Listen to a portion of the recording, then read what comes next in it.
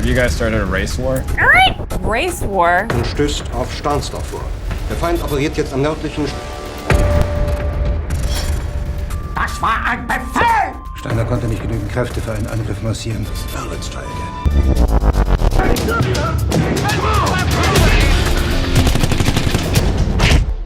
That's a bit much, Vice.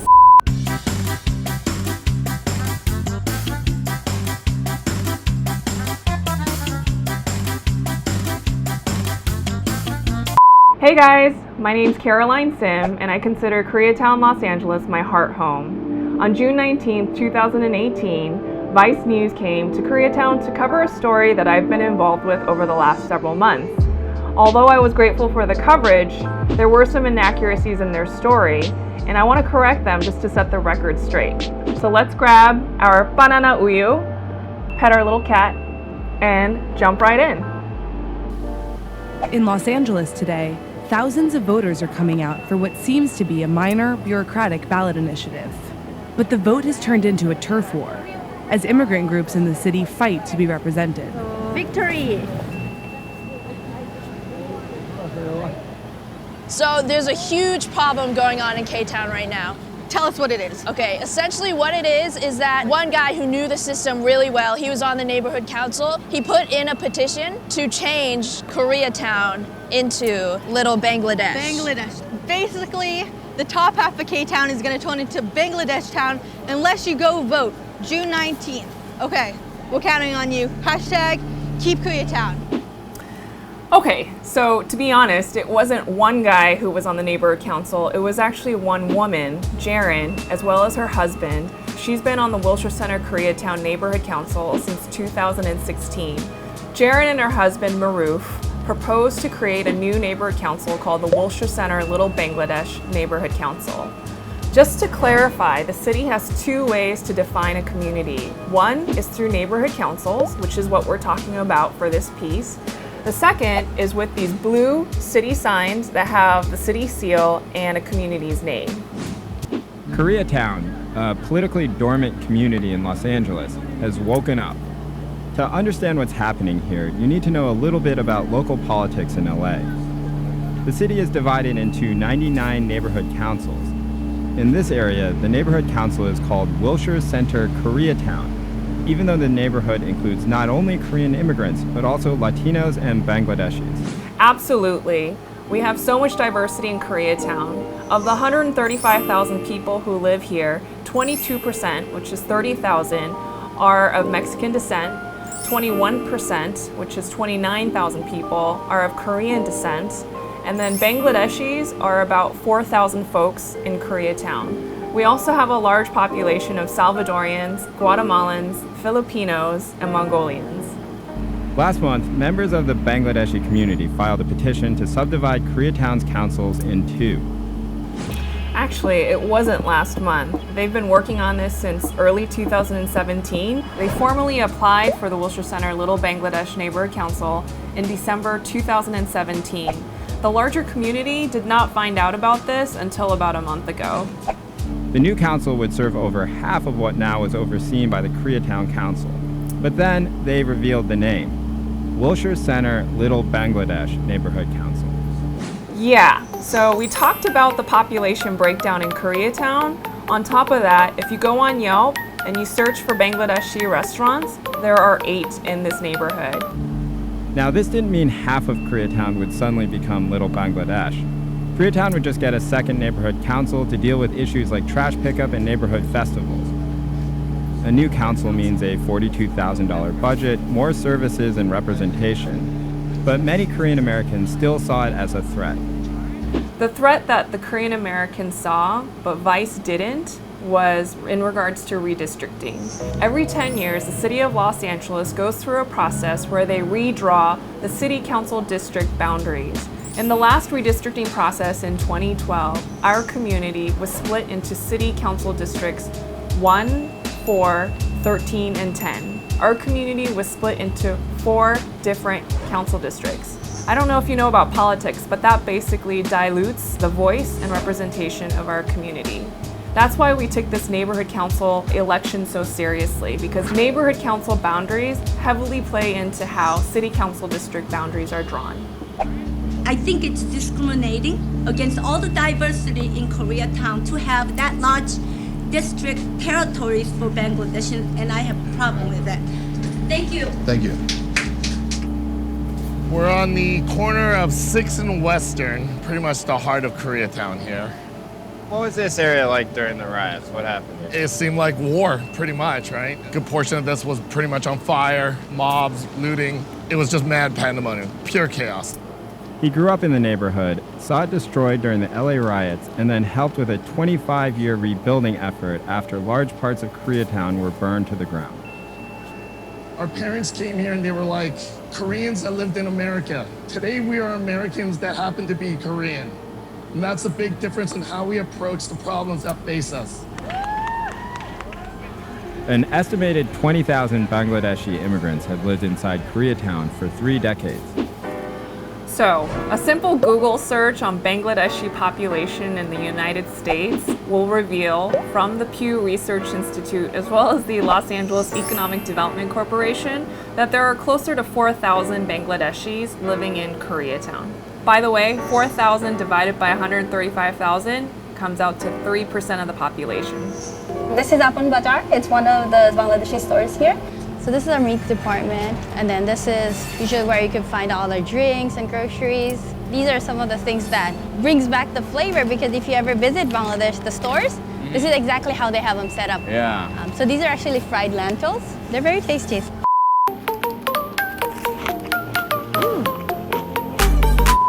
Jaren Islam and her husband filed a petition to establish the Wilshire Center Little Bangladesh Neighborhood Council. So Jaren Islam has been on the Wilshire Center Koreatown Neighborhood Council since 2016. And even though she's the interim president of the Neighborhood Council, failed to tell her fellow board members about this new proposal until March of 2018. The truth is, in the application process, the Neighborhood Council proposers are supposed to do a bunch of outreach. This is such a diverse community, as we covered, and there's so many different people. Jaren and Maruf, the two main applicants, obtained 546 petition signatures, and only 4 were non-Bangladeshi last names. They were also required by the city to have 3 town hall meetings. Only 50 people in total attended all 3 meetings. And guess what? All of them were Bangladeshi. Growing up in this neighborhood, there are a lot of Bangladeshis within Koreatown. Did you feel almost like an invisible population? Leading question. Yeah, for some times, yeah, definitely. People didn't know who we are, even though we contributed. It wasn't the Bangladeshi community. It was maybe Indian Americans or somebody else. Like, oh, just someone that looked different than us. You know, that's how it was. Why does a neighborhood council called Little Bangladesh matter? We are openly, visually a minority, and we do face a lot of discrimination and a lot of racism, and it does bring established things like, no, these are communities that need to be respected, and we value hard work and determination. So like we mentioned previously, Jaren Islam is the interim president of the Wilshire Center Koreatown Neighborhood Council. We admire her hard work and dedication. We also admire the hard work and dedication of the 2 other Bangladeshis who have been sitting on the Neighborhood Council since 2016. Yeah, my parents came in '66, and so... Oh wow, 66. So 1 year after. Wow, they're like OGs. Yeah. So they're like one of the first people here. Yep. So they came in '66, so you've seen the entire evolution of Koreatown then, huh? Yeah, it wasn't even Koreatown back then. It was really K Block. So your upbringing pretty similar then? I mean, your parents came here in '79, so... They came in '79. Like I said, I was born in '80. My mom worked at a hat factory, putting these on hats. This is all she did. I think that was the first job that she had. Why does this matter? Like, it seems from afar that you're talking about a very small thing in local politics. Koreatown is still going to be Koreatown. The signs will still say Koreatown. Nobody who is on 3rd and Vermont is going to think that this is Little Bangladesh. I think the main thing is the representation, because neighborhood council does affect city planning and what goes on and what doesn't get approved and what gets approved within our borders. But I mean, we wouldn't go into your town that you've been building and doing all these things for decades, and then try to change it into Little Koreatown. Okay, but the Bangladeshi community has been there for 30 years. I mean, it's not like they came into your town, they lived there. Right, but who is...